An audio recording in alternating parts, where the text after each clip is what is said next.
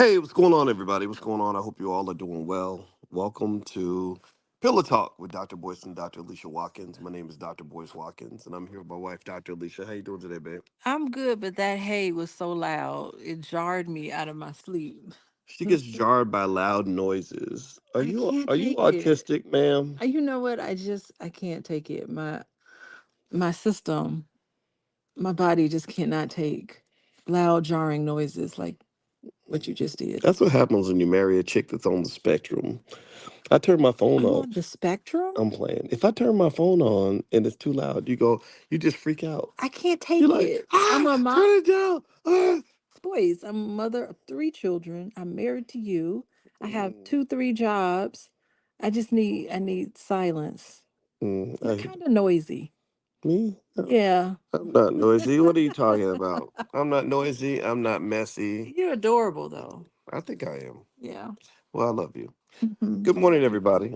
Ryan and McClendon Group and Jill Washington. In case you don't know, Pillow Talk is where my wife and I get together and we lay against our pillows. Literally, we're literally laying in the bed, cuddled up, uh, at 8 o'clock in the morning at Central Time, and we just talk about interesting topics in the Black community. My wife, Dr. Alicia Watkins, is a licensed therapist and a full professor of social work, and I have a Ph.D. in finance.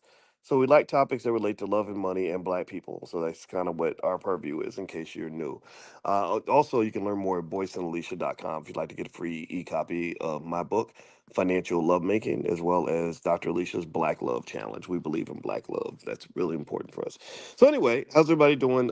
Give me a quick yes. Let's do a quick yes. Melody Woods and Juanetta, if you could help us. Can you hear us okay? Give us a quick yes that you can hear us all right.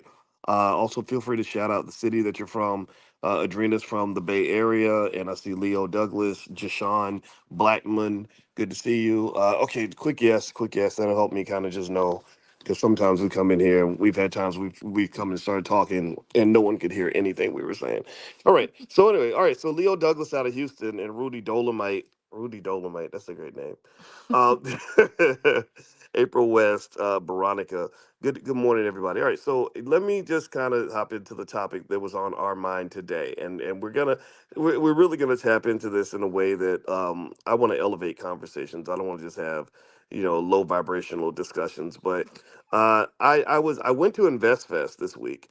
And well, I went to the Black Business Conference. That's where with Dr. Ken Harris. That's why I went to Atlanta. I was also supposed to be in a debate with Robert F. Kennedy, the guy running for president. Not a debate, it's like a panel Oh, discussion. he dropped out of the. Yeah, Oh, he yeah. paused his run. Yeah, I think he's a Trumper now. He's He actually paused his campaign. Yeah. yeah. So I had all these things going on in Atlanta. I was gonna do the thing with Kennedy, the Black Business Conference with Dr. Ken Harris, which was phenomenal, by the way. And like I think just dozens of Black chambers of commerce, 250 Black CEOs.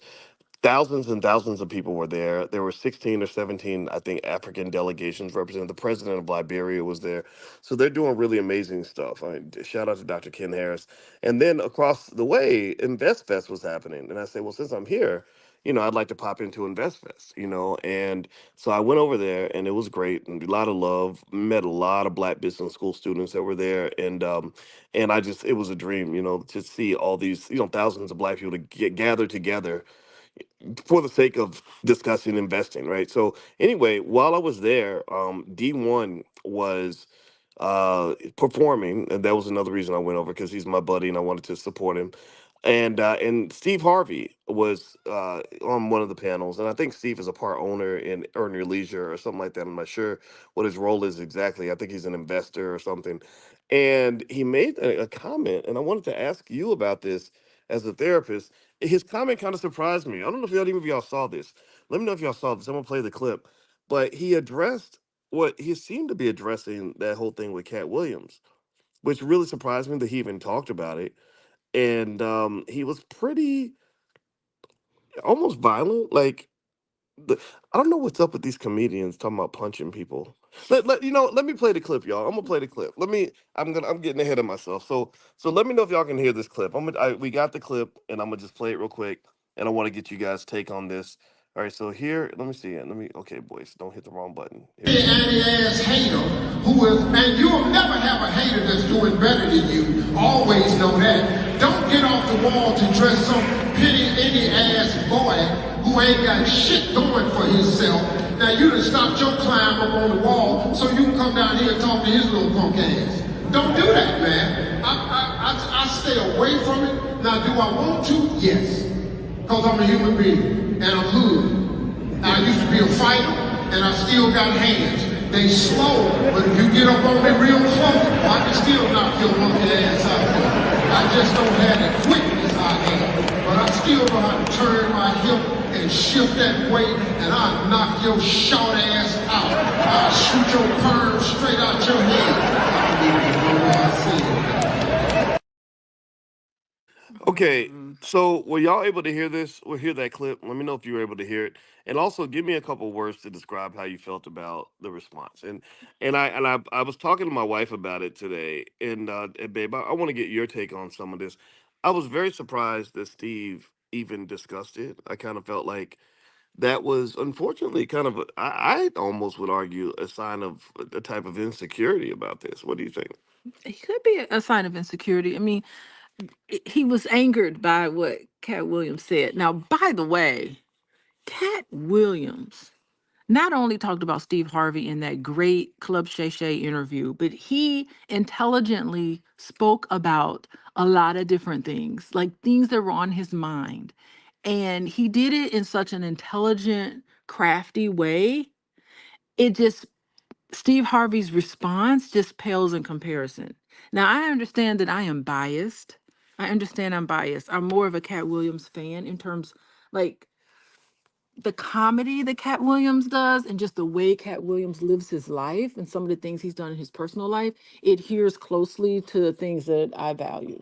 I mean, he's adopted, I don't know how many children. He's done so many wonderful things for comedians behind the scenes. And I'm not certain that who knows? I'm not certain that Steve Harvey's done that. And it's just something about the way Steve Harvey speaks that I realize that I'm a little biased against Steve Harvey. I'm understanding this like as I comment on it, so that's my biases.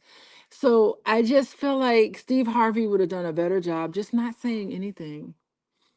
To How me, he was how just you gonna make fun of a just man stop. just because he got a country accent? It ain't nothing wrong with a country accent. You can talk like that and it's all right. It's the way he talks. And I'm from Alabama. I get the country accent. I had one on my own. I lived in Kentucky. I get it. But the way he draws it, I just can't. I can't even do the Steve I Harvey accent. can't do It's it. hard. I can't It's listen to hard. him. But guess what? There's a lot of people that rock with Steve Harvey.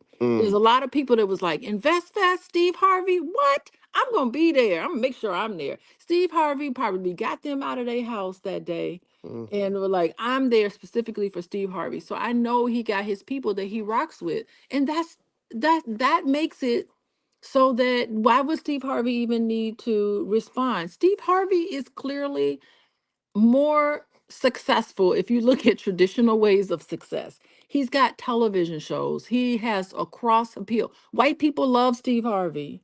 mm, They love him. They love watching him. You know, he caters to his crowd. Cat Williams has a whole different crowd who mm, absolutely loves him. So it didn't make sense for him to respond. He was mm, better living in Dubai, living his life in Dubai with Marjorie. Just continue to do that. It just put him in this little angry spot where it lets Cat Williams know that he got to him. mm. Well, you know, let me say this. And as you guys hit the thumbs up button, please do that. You know, we believe in intelligent content, so we need your help in letting people know we're doing this kind of thing. All right, so here's the deal with Steve. You know, first off, shout out to him and also with the investment in Investfest. I think that his commitment to that project really shows that he does care. You know, he wants black people to think about things like wealth and stuff like that. And I'm all for that. I'm all for the whole black wealth thing. I've been drilling into that for years and years, and it's much easier now to talk about wealth than it was when we started really doing this in 2006, 2007. There was a time where people thought black people, especially black men, just didn't care about investing, didn't care about owning assets and stocks. We just wanted to be, I guess, work for white folks and be broke all the time and be in prison. That's what people thought. So I think that he's really done a lot to contribute to the movement, and I applaud him for that. And you and I met his daughter at Lamar Tyler's event. Lamar Tyler is, So elegant, so graceful, that yeah. lady. Oh, she was a wonderful. I mean, his daughter represented her father very well, Yes. and it was right after the Cat Williams interview, and We was asking her I about did it. ask her about it, and I'm gonna keep that part between us because I want to be No, she respectful. was elegant. She She was was. She had a beautiful. very, yeah. She was very. She's just like as a father, he should be proud of her. She really Yeah. represented the family well. Now, with that said, I think that there is a valid critique of whether or not Investfest was the right platform for Steve to be, Oh. sort of taking that shot at Cat Williams. And that's I've seen people make that comment. I think somebody made the comment in the chat. Mm-hmm. Who was it? I think it was Lynn. Yeah, Lynn said the focus should have been on investing and building black wealth. I agree with that, Lynn. I agree with you 100%, Miss Sharp. But is there's never a platform where you could talk like that so violently. And Cat Williams, Mm, Cat Williams' discussion of Steve Harvey included no violent attacks. true. I mean, he talked about Steve Harvey in the industry. Mm, From what I understand, he talked about the intricacies. He shared his experiences and his perspective about Steve Harvey. It was done, to me, way more intelligent, than how Steve Harvey's response was.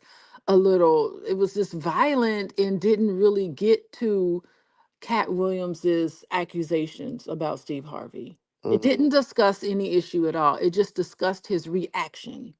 And you don't want to get in a position where you're reacting to people. I do agree with that. Hmm. What I'm really laughing about is like what is up with. I think black people, we have the most violent comedians of any ethnic group on earth. And let me explain why. Let me explain my point. I heard Faison Love talking about another comedian. Faison Okay. Love, the big You guy. ain't seen him in a I think he while. played Big Worm in Friday, or Big Perm. And Faison Love literally got mad at another comedian and said, "If I see you, I'm kicking your ass on sight." Right? That's one. That's evidence or Exhibit A. Exhibit B was, if y'all remember, how many of y'all remember this? Mike Epps, for a very brief moment, Mike Epps and Shannon Sharp had a disagreement, Stop. and Mike Epps literally implied, like, that I think Shannon Sharp said, we could square up. We could square up. Oh, How he talking about, he got the country accent and everything. We could square up, man. What's it gonna be? I guess because doing the black man bravado thing. And then Mike Epps literally came back and literally insinuated like someone would shoot you if you beat me up in my city, Indianapolis. oh my Somebody God. might shoot you. So that's Exhibit This B. is grown women, men. Exhibit C was DL Hughley called me, got on the phone with me. I think DL needs to stop being a stooge for the Democratic Party. I think it's okay to vote Democrat. It's okay to vote Republican. It's okay as a celebrity to give an endorsement. But when you run around here acting like you work for these folks, that's when I find it to be a little bit weird. And I mentioned that. So I get on the phone with DL and I'm thinking we're gonna have a cordial conversation. Like, okay, tell me your perspective, brother. I'm gonna hear you out and I'm gonna give you mine. I'm not backing off of nothing. I know you ain't either. That's fine. He literally spent 5 minutes threatening physical violence against me. And I just sat there and I said, this ain't high school, Negro. Like, I'm not even gonna go to that level with you. Yeah, I mean, you try to run up on me. I got security too. I go to the gym every day and I know karate, so I could probably whoop you because you're 4'5" and you're 60 years old. But why I would not even have to take my mind to that place, because I think as men we can have a conversation about the facts, have a conversation about the issues. So I think when Steve comes back and he's now, maybe I'm sure he's joking, right? But it's just kind of like there's no reaction to anything Kat said. There's no reaction to the substance of Kat's argument. The statement is simply, I will pull back, punch you so hard that your perm's gonna fly off your head.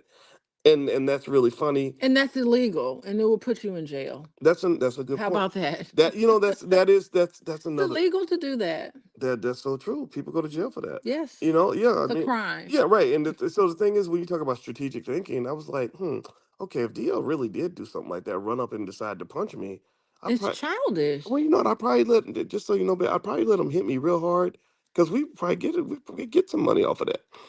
Yeah, I can he take has to hit you first, we though. go straight to court. Like I'm not hitting you back. I'm calling my lawyer. Like we about to go and Maybe it'll be file. worth it for We him about to go file that law. You know what? If he feels like it's worth it, DL, I if want he you to know did that. what. Then Kamala Harris has to give him a permanent position Well, in her I just think campaign. that the talking. I think that we as black men have to find a way to have better conversations with the world or with each other.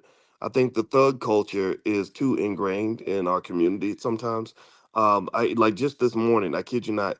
So Luther Campbell from Two Live Crew, who actually I believe he did an interview with Kamala Harris, so he kind of represents her a little bit, and he's really been riding for her. He's been doing the whole DL Hughley kind of thing of just fighting everybody who disagrees with Kamala Harris. So just this morning, I kid y'all not, I saw a tweet from Luke where he said, "I'm with Kamala Harris." He tweeted at her at VP. He said, if you don't like it, fuck you." Oh my God. Here's the thing, the last part he could have taken out. Okay, you say we need to have better conversations. What does those conversations look like? Number one, those conversations look like allow difference. I just feel like black people are not allowing difference. You got to allow someone else to have a different opinion than you. And it's okay. Why couldn't he just say, I'm for Kamala Harris, and then let other people say I'm not? And it's okay. Why does everybody have to think? Why does all black people have to think the same? Why do we have to do the same thing? Why do we have to Mhm. like the same people? If I say I like Cat Williams, don't come at me because you don't. I don't care. Allow me to be different from you. And that's the number one. These people are not having good relationships with people. That's the one thing I'd say to you all the time. I'm like, Boyce, both of us have a different opinion. We're supposed to Mhm. have a different opinion. You grew up in a household, I grew up in a whole different household. Our opinions are not supposed to always be the same. And I can allow it, but you have to allow it as well. Just allow a difference. Well, it's interesting now that you think about. I mean, I think you're Yes. making a great point. I mean, one of the commitments I've made to myself, and hopefully I can have the discipline to stick to this, is I just said I'm not going to argue with a black person over Democrat Republican. It's stupid. I'm just not going to do it. I'm not going to stop being friends with you because you like Trump or because you like Kamala. I support you. Good for you. Good luck. Good. Like seriously, babe. Even between you and I, you're my wife. How many times have I ever asked you who you're going to vote for in the next election? I don't even know who you're voting for. I Do I? told you who I was voting for. You know who I'm voting Are for. you going to vote for that third party, the Green Party thing, right? There's no third party, Isn't there? really. You like that Tulsi I lady? love Tulsi Gabbard is amazing. And she's a army veteran. I mean, she is Shout out to all the awesome. veterans. But you know what? She actually endorsed Trump. Yeah, I saw that. Yeah, Interesting, yeah. right? But if you listen to her, if you listen to what she has to say, she's cogent. She has really good ideas and thoughts. So I'm just bummed that she's not running Didn't she again. support reparations? She did support reparations, absolutely. And so did Kennedy when No. he was running. Well, Didn't he support no. in kind of a backhanded He way? kind of said it like, well, I don't want to make a promise that I can't keep, or Oh, and well, he was being realistic he was about being it. realistic, Yeah. but that wasn't impressive to me. But either way, though, I think that I'm really happy with the way, like someone reached out to me about interviewing him. I did not want to do it because I think it's a waste of time. But the platforms he did go on, like I know the EYL guys interviewed him, and a few other places. What I liked is that they're all asking about reparations, right? And that's putting the discussion on the table. They can't run away from it, right? Kamala can't Yeah. run, no, Trump, no, nobody. So I think that's good. That's the first stage. But overall, though, I think, yeah, I think that who somebody votes for is a personal choice. Yeah, It's but it's almost like, in a way, it's like the sexuality thing too. I always felt like it's I don't really care what you do in the bedroom. Just I don't feel like you have to advertise it to me or try to persuade me. Just let me live my life. You live your life, and I'm gonna support you. That's it. Well, the thing is, okay, it's interesting. Don't advertise it to me. Well, heterosexual norms is advertised on the daily basis. I just want to just point that out. You Right. know what I mean? Right. So it's not like no somebody part of the LGBTQ population is not saying stop advertising your heterosexuality with me. Like, Well, when I say advertise it, it's when I like, say come advertise, on. when I say advertise it, I mean advertising it in a political way. Okay, politics If I aside. yeah, or if I see a pride parade where a man is walking down the street with his booty cheeks out, I don't really need to see all that. Okay. So I think that's the part that is uncomfortable for people, and I think they have a Mm, right to be and uncomfortable. I'm So uncomfortable with a lot of things I see from heterosexual people too, keeping their boobs out and showing things. So that's the thing. So the thing is about, okay, so it's uncomfortable for you. I just want to make sure what is uncomfortable for you. Just uncomfortable that two same-sex people are holding hands as they walk down the street, like any other person who's in love holding hands. I mean, that's yeah, not well, offensive. let's move on. I don't want to sit around and debate Okay. LGBT, But I but let's know, let's get back to the topic. but hold on. The point I want to make is that not everybody is all bad and not everybody is all good. Can we sit here and say everything Trump has done has been wonderful? No, he's done some things that make sense. He's done some things that I don't like. Same thing with Kamala Harris. Like, she's done some things that I'm like, okay, I can get on board with that. But she's also done some things where I look sideways and say, I don't know. So we have to be able to allow everybody, not one person. We can't pigeonhole one person as all terrible and another person I is all I agree, great. but I don't want to have a political conversation. I We want to don't talk. have to I have a want to talk political about Steve Harvey. conversation. So here's a comment about. Let's get back to Steve Harvey. So Jerron Uncle Funk says, I also believe Steve's reaction was due to the fact that maybe there was some truth and he had no intelligent argument to refute Cat. So he's saying that Steve's reaction, the emotional reaction, and I agree with this, was driven by the fact that maybe he didn't want to address the facts. I think that if you're gonna address it, address the facts. But really, if I'm Steve Harvey, I don't address it at all. And what I think is interesting is that, unfortunately, if I was giving advice to Steve, not that he would ever care what I think, I would say to him, "Look, you're Steve Harvey. You've established yourself, significantly in a lot of ways. You really don't have to respond to this. Like, I think the world can forgive you for not even bringing this up. People are going to forget about it We over had time." already forgotten about it until he brought it up. Right, right. So And so I think that mhm. taking that punch, if you're gonna talk about taking the high ground, the hard thing about talking about taking the high ground is that you have to take the high ground. You can't talk about taking the high ground like okay, I'm gonna be up here, but then you take yourself. He said something like, "Don't you take yourself off the wall to come down and address a little punk ass who ain't got nothing going so for so himself, he did where you can punch exactly out his front." Right. what he said don't do. Right, right. Yeah, yeah. It's Yeah. it's kind of it's a little bit contradictory, because you're talking about taking the high ground, but you're not taking the high ground. You know, I would say if you're gonna talk about it, then be about it. And I think the people who said, I think Miss Sharp made that comment earlier, and I agree 100%. People who said like this is Investfest. This is about them. This is about investing. This is not about the Cat Williams beef. And I'm sure they did talk about investing. I'm sure they covered a wide range of topics. I didn't see the whole interview, but that one soundbite has kind of dominated and eclipsed all the other helpful things that he might have stated in that discussion. It's really disappointing because Steve Harvey had, let's see, what is it? It's like October. Steve Harvey had 8 months to come up with a response. Mm. Yeah, Jashawn is And that asking was why did his he fun. take so long to respond? And oh, did he? I can't see the comments, but I don't like to look at the comments anyway when I speak. But he had 8 months to come up with a comment, and that was the best he could do. Like, that Mm, was a little disappointing. Uh, that's interesting. That's a good point. it was like a low blow. It was a real low blow. Mm. Well, Yeah. real quickly, everybody, you're listening to Pillow Talk with Dr. Boyce and Dr. Alicia Watkins. My name is Dr. Boyce Watkins, and I'm a finance professor. My wife is a therapist and full professor of social work.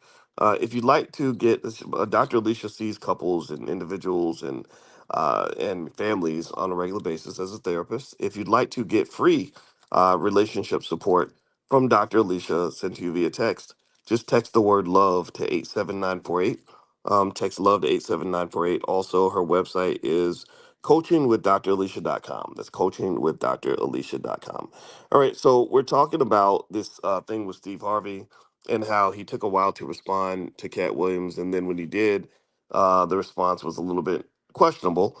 And I'm gonna play the clip again real quick, and then also I don't want this to overshadow just how the awesome things that were happening at InvestFest. I went by there. I was really impressed What did you at, see that you liked? at Because I hadn't been InvestFest. there. You know what I liked? Hmm. I somebody asked me. They said, "Dr. Boyce, how do you feel? How do you feel about this?" And I said, "It's a dream come true to me because."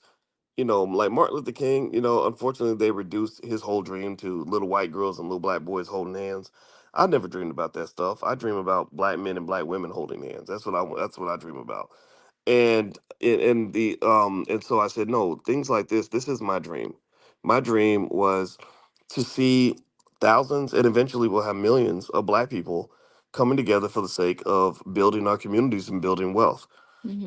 Like I admit I don't get very enthusiastic about voting, not because I'm trying to be a bastard, but because I haven't seen any evidence that Democratic administrations or Republican administrations have significantly improved the quality of life for Black people. I just haven't Hmm. seen the evidence of that.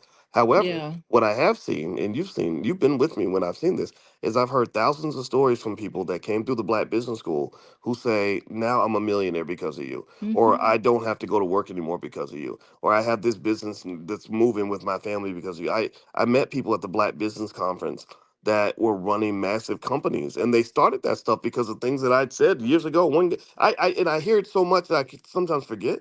Like one guy was like, "Yeah, I quit." It was a 32-year-old black man who was a veteran of the Air Force, and he said, I need to talk to you because in 2017 you pretty much said something that you probably forgot, and it Hmm. made me quit my job." And he started this whole cybersecurity business, and he's making all this money, and I was so happy for him. And we had a long talk about family and his children and what it means to be a black man. And I said, "You're a black man. You're a leader. You're in a war. They don't want you to be who you are. They want you to be an absent father. They want you to be ratchet. They want you to be ignorant. They want you to be broke. They want you to be incarcerated. They want you to be emasculated." I said, "So you are." I said, "Soldier, you are in a war."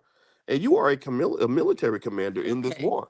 I did. We had a That's whole one. we had a The whole war listen, listen, terminology is listen, one listen, way of listen, listen. looking I at it. get it. I get it. I Hmm. know. I know. It was a straight up man to man.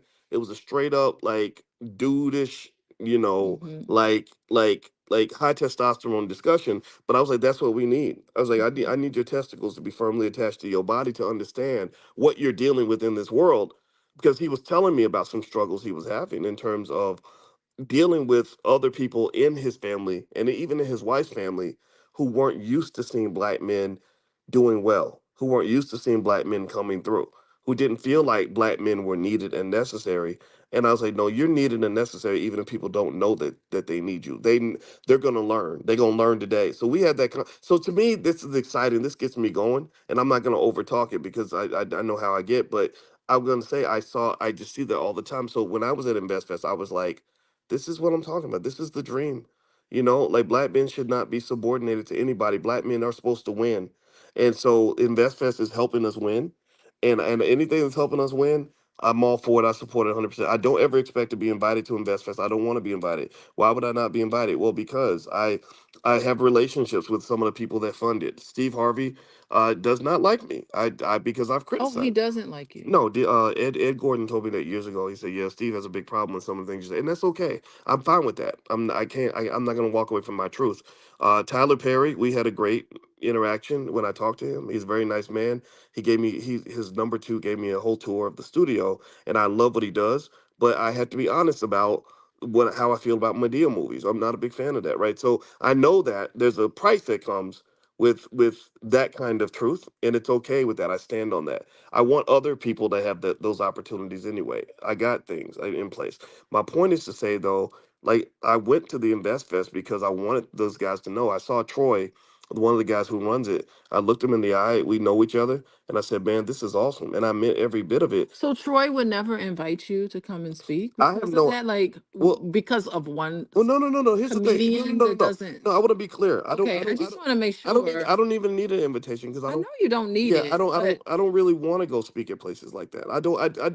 I want to go and you support. don't really need to. Right. But it's but are you saying because of a comedian that doesn't that has an issue with you on one thing can't at least see who and what you are in your totality and be like, whoa, Boyce is doing all these great things. He's a great person to add to it. Like to me, like I just have like a certain feeling about that. I get it, and I appreciate that. And To other and allow other and something like other that. other people express it. Other people were like, "Well, Why Doctor." can't you have the big Well, picture? other people were like, "Doctor Boyce, why aren't you speaking here? Like, this wouldn't, this stuff wouldn't even be here if it This is was, you know." bizarre to No, no, me. no. But that's the thing, though. It's like you're on a football team, and if the team's winning championships, you can't get mad if you don't get as much playing time as you might have expected to get, or if you are a receiver and you don't get the ball, but the But you're team. not even recruited on the team. But that's okay though. I know it's Right. That's okay. okay. I got You to take. got your own Right. team, but I got millions of followers. I have the All Black National Convention. I get plenty of attention. I've had my time. I'm still gonna have my. I'm still doing what I do. I still get up and do what I do every day. I don't need to be everywhere all the time. no, you In don't. fact, that was the goal. I said one day I'm gonna die, and I need millions of other people doing the same damn thing. Like you can kill a man, but you can't kill an idea. Mm-hmm. And the idea is black wealth is black power. The idea is that we need to Mm-hmm. rebuild our families, rebuild our communities. The idea is that we need to do our best economically, and that's our solution, not this stupid politics. Those ideas are well received now. They were not Mm-hmm. well received when I first started doing this thing. So I played my position. I will continue to play that position. And I went to Investfest to support, not because I need to be on stage. I can have my impact We without being on that stage. I don't know. I don't know if you're quite getting what I'm saying. Clearly you don't need to be on stage. You have All Black National Convention, you have your own thing. The thing is that it's like fingers of a hand in that sense, where Mhm. all these people are doing all these independent things.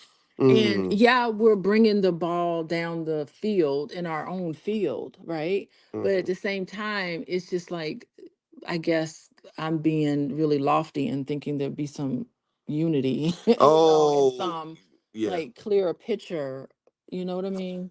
That's a good point. When I was at InvestFest, I met a really brilliant brother named Lawrence, who actually used to teach at Earn Your Leisure and stuff. I don't know what happened with that exactly, but one thing that he did express in a very articulate way. He was 24. He's doing very well. He's married with a child at 24, making money as a businessman. That's so great. He's big in the stocks, and so he went out of his way to find me.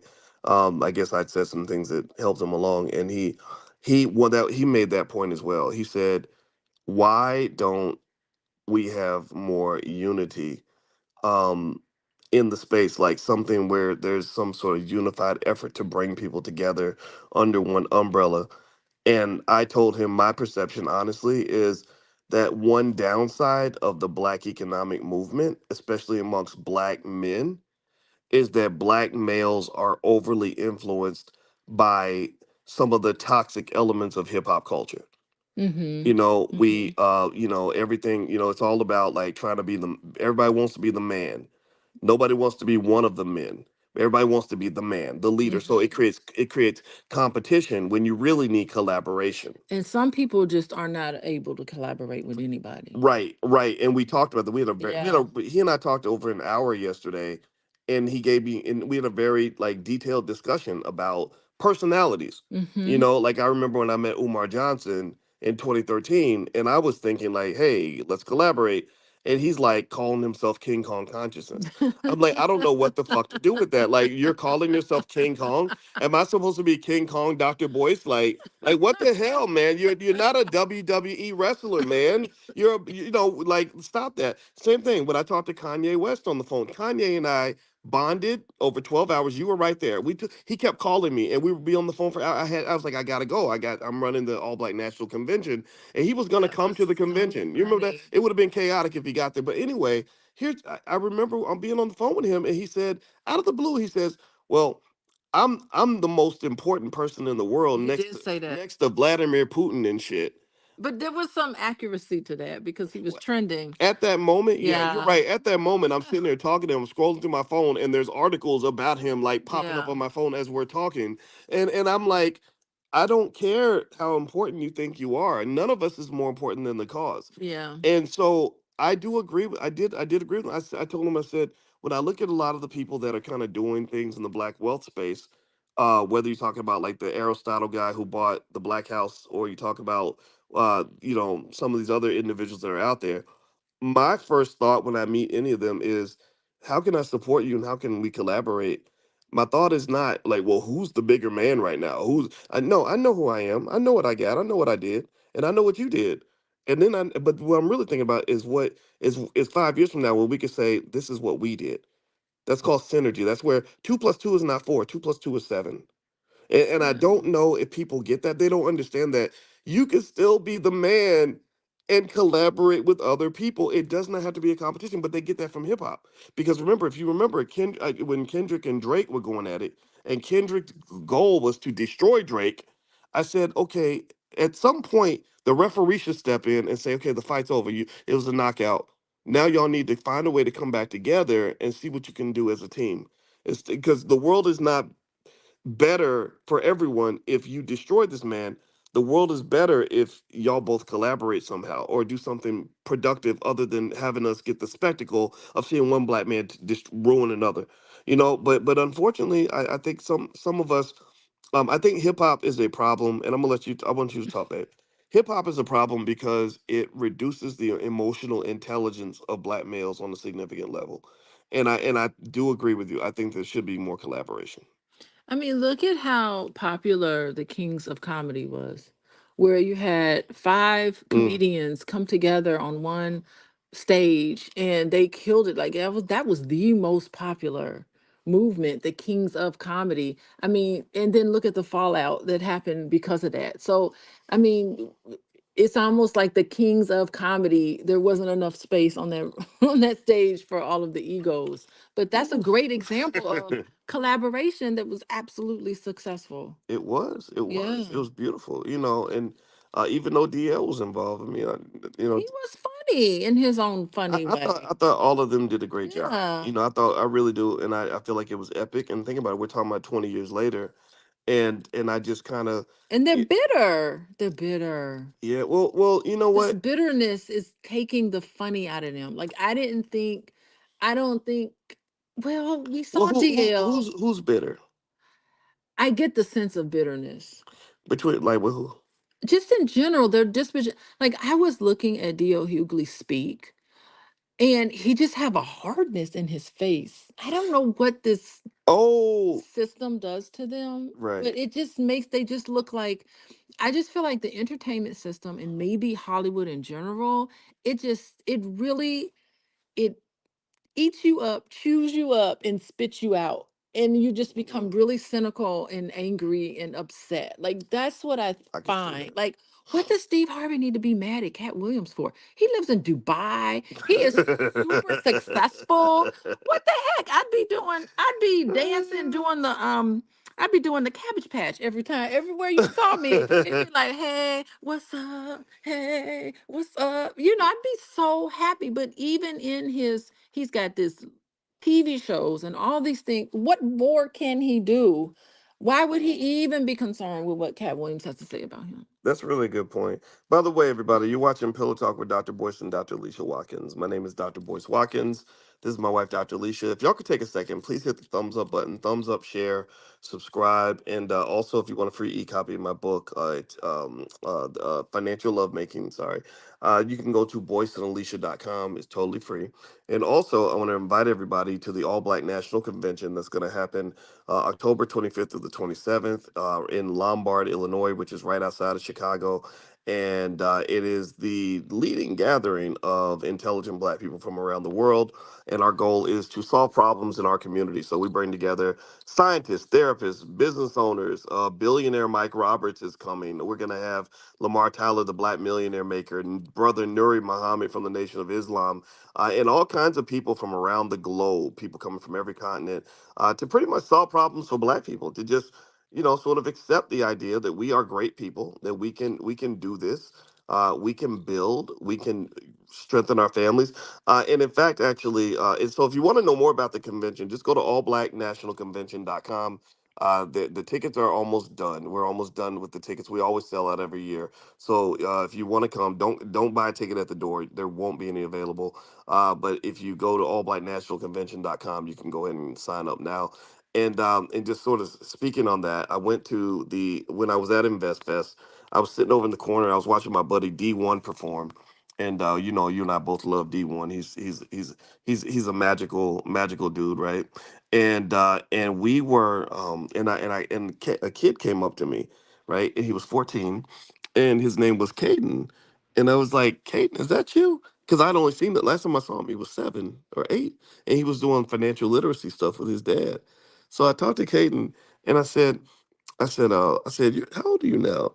15, 16? He said, no, I'm 14. I said, oh, okay. I said, you're about to start high school. That's a big deal. Our daughter's 14. And he said, oh, I just graduated. And I was like, wait, you graduated middle school? He said, no, his dad goes, no, he graduated high school. And I said, wow, okay, that's impressive. And then I said, where are you going to go to college? And or where are you going to send him to college? His dad said, well, he's probably not going to go to college because he already makes more money than most college graduates. Like this Hmm. kid's already a millionaire at 14 years old, and he graduated high school at 14. And when I saw that, that's another dream that I have in terms of Black excellence. Like I kind of think we sell ourselves short by trying to integrate with mediocre people. I think we sell ourselves short by allowing things to be called Black culture, which really is sub mediocre behavior, low vibrational behavior. I think also we don't tap into the genius of our kids and our families. The convention is awesome because it's like what happens when you get Black people together and we're able to solve problems and approach important issues without interference from colonizers. Not to say that there aren't white people that are going to be in the building. This is not anti-white. We're not anti. I'm not into anti nothing. But just what happens when we get together and we say, let's really optimize here. Let's. What does it look like if we educate our kids? What does it look like if we're working for ourselves and working for each other? What does it look like if every single man and every single woman understands the fundamentals of investing? I think we become extraordinary in that case. What do you think about the convention when you were there, babe? What do you mean the convention? The convention. Like The what? All Black. Oh, you know I look forward to it every Yeah. time. Yeah, like what do you find in terms of the people that you meet and stuff like that? It is a reunion. It is so great to see people because sometimes I only see them once a year. I only see them once a year. And it's so great to see people again. I really enjoy it. I enjoy the panels. Of course, I'm looking forward. I think I'm moderating a panel. I'm looking forward to that. I'm having a session about healing trauma. I always like to talk about that because, um, you know, what do you call success? I mean, I guess for you, starting your own business, that's what success means, and I think it's very true. But sometimes there's some blind spots there, and there's Mm, some things that get in the way of collaboration. We were just talking about why can't people collaborate? Well, you have trust issues. Where do so those true. trust issues come from? You know, trust issues come from a history of betrayal from your parents, from your friends, from people who you feel like are close to you. And Mm, and how are you able going to succeed if you can't go forward in life confident and feeling good about yourself, not being taken down by some comment someone says about you, or Cat mm, Williams, says something about you. What difference does that make? You know that you are living in your purpose, you're doing what you want, you're living an intentional life, and you have no entire stress in your life. People think that stress is just a giving. It is not. You can live your life with no stress at all. mm. It is possible. That's a really good point. I think that when I think about Steve Harvey, in the Cat Williams thing. I don't really know how a Steve Harvey can respond to Cat, even if Cat was telling flat out lies. I don't know how a Steve Harvey can respond to a Cat Williams and win and make that actually make things better. The You truth know. is the truth. Well, it may not. Here's the problem, though. It may not be the truth. For all we know, Cat could have been making stuff up. I mean, like for example, he accused him of doing Bernie Sanders dirt, or was it not Bernie Bernie? said. I'm sorry, Bernie Mac. I said Bernie Sanders. That's the white man. Sorry, I got that wrong. My bad. But they accused him. He accused him of doing Bernie Mac dirty, and other comedians, kind of came in and said Okay, stuff. But the thing, maybe that's true. Maybe he did all those people dirty. but And the that's the thing, thing. Maybe he didn't. That's what I'm saying is, what if he didn't? okay, do you want me to talk now? Yeah, I mean, that's the thing. Like that, does he feel guilty about it? Is there an some sense of accuracy in it? I mean, just think about the world of the comedian world. Sometimes it's cutthroat. And did he try to slice out Bernie Mac? I mean, is that possible? Bernie Mac's family certainly, I think, would think that that was possible. I mean, sometimes that's the thing. Like, you don't have to do dirty and nasty things to people when you feel good about yourself. Yeah, but If you feel good about yourself and you're doing what you're supposed to be doing, you don't feel the need. You don't feel the need to treat people dirty. And if you've treated people dirty and they call you out about it, that's what people do. They get low. They start getting into fighting words because yeah, he can't address the fact that maybe there's some element of truth. and maybe there's not. But that's what Okay. I'm saying. I'm saying And that if there wasn't an right. element of truth, then he Mhm. could just say I'd that's like to see evidence. okay. We Show do. me, show me a contract, a document, a phone call. There's no evidence. It's just Cat Williams. Here's the thing. Here's the problem. Again, I'm not here to just defend Steve Harvey in a I was blanket gonna fashion. say something though. I Go ahead. mean, why can't Steve Harvey just say that's not true? Why can't Steve Harvey say, I don't know I mean, listen, suppose it wasn't true. Hmm. Suppose it wasn't true. Suppose what Cat Williams said about Steve Harvey was not true. All Steve Harvey had to do was say, just put out a statement. I'm really perplexed at the accusations that Cat Williams made about me. It is unfounded. I have no idea what he's speaking about. Let's get back to the comedy. He could have done that. Now, if it was true, you let it sit with you for 8 months and you get on stage and you start doing low blows.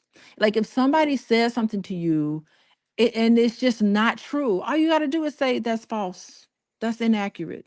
But he never said that. He never said it was false. He never said some of the substantive things that Cat Williams said about him. He never denied anything. He didn't deny it. He didn't Okay. say, I'm Okay. curious where he got that information from.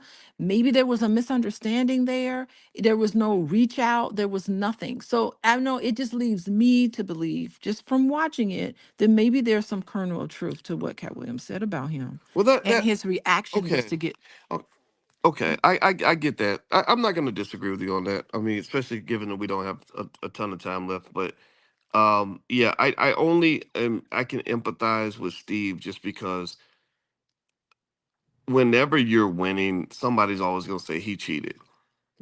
And I mean, when you get on but you top, have to be when shit. Getting on top means you right, got to make some hard decisions. It is business, is business. true, There's some cutthroat things that happen in true. business. I'm not gonna disagree. I mean, I don't know what happened with Stephen and Bernie Mac. I'm not. I just think that people will assume that they know the truth of things that they don't always know the truth of, and I think that it's like it makes me kind of think about it. Like I remember when Cat did his whole thing, Dave Chappelle kind of said, well, they could do that about anybody. They could have started attacking anybody. People started going after Cat and saying, well, you did this to me and you did that to me.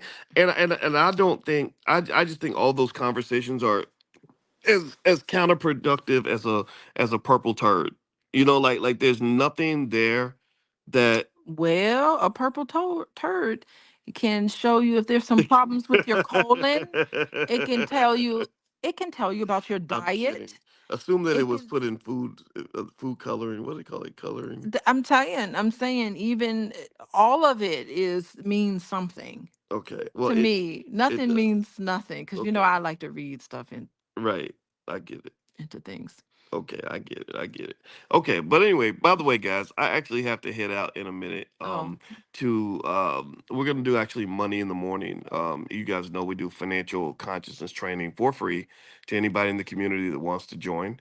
If you'd like to join us for money in the morning, Dr. Alicia won't be there today, but actually at some point I want to invite you. And if you'd like to join us, we do this every morning at 10 a.m. It's free economic elevation training for those that want to be financially conscious and financially intelligent. If you want to get an invitation, just text the word morning to the number 87948. Text morning to 87948, and I'll send you an invitation. And also, let me give you Dr. Alicia's website in case you are looking for a therapist or a coach. Feel free to go to coachingwithdralicia.com, and you can fill out the intake form. And if you'd like to be a client or something, she's available. And so anyway, guys, I gotta get out of here. I hate having to cut the conversation short. And you what do have to go. It's like you got 10 I minutes. know I got 10 minutes, so I I got to know. get out of here. But God bless you, everybody. And maybe it seems like there's so much more to continue to talk about. So we got to do it like a part. I could go on and on. We should But clearly we all know you can go on and on. we should do a part two on this, Yes. right? Yeah. Yeah. And in fact, actually, if you wanted me to let you hold this while I go get ready, you can kind of There's get more because I interrupted you so many times. I look, did. I think we were both very passionate. We both had a lot to say. that's okay. And I just love it's and I did Just it I did it because I just love talking to my wife so much that I just get excited, and it is so great to have conversations with you, babe. How did I sound? Did I sound good? Did I say it right, y'all? Uh, that's right. You know what to say. Well, let's just wrap it I'm up. trying. Let's wrap it up. No, We'll here. do part two. You sure? Yeah, we'll do part two If you have later. more to say, you can say it. No, it's okay. Okay. All right. I want to Okay. talk All to right. you Well, though. bless you. Bless you too, Jashawn and Norman and Kenneth and Jeremy and everybody else who joined us this morning. Thank you guys for hanging out with us. And we will see you all soon. I hope you all will come to the convention. I think you guys will like it. It's a lot of fun. All right. So I'll see you guys later. Take care. And yes, you can text morning Lorraine to the number 87948. Do that on your phone. Like send it like a text message, like if you were texting your friend, just put the word morning um in the message, and then send it to the number 87948, and I will send you an invitation in about 10 minutes to join us for money in the morning. In fact, actually, I want to address actually today, Money in the Morning, the economics of Tyler Perry, and kind of talk about a comment that Tyler Perry made, and just kind of sort of have a financial consciousness discussion about black entertainment. So that's what we're going to do today. So have a good day, everybody. God bless you. See you soon. Bye bye. Goodbye, everyone.